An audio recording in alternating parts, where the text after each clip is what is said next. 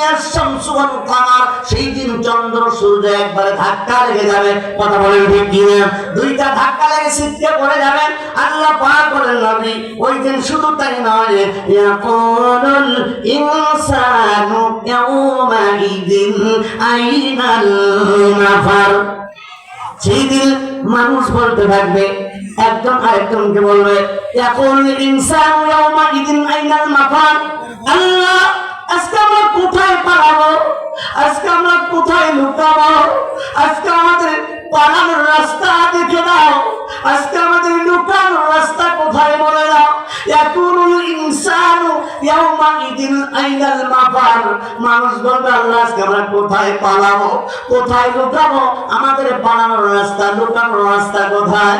আল্লাহ জবাব দিয়ে বলেন কাল্লা লা ওয়াসারা ইলা রাব্বিকা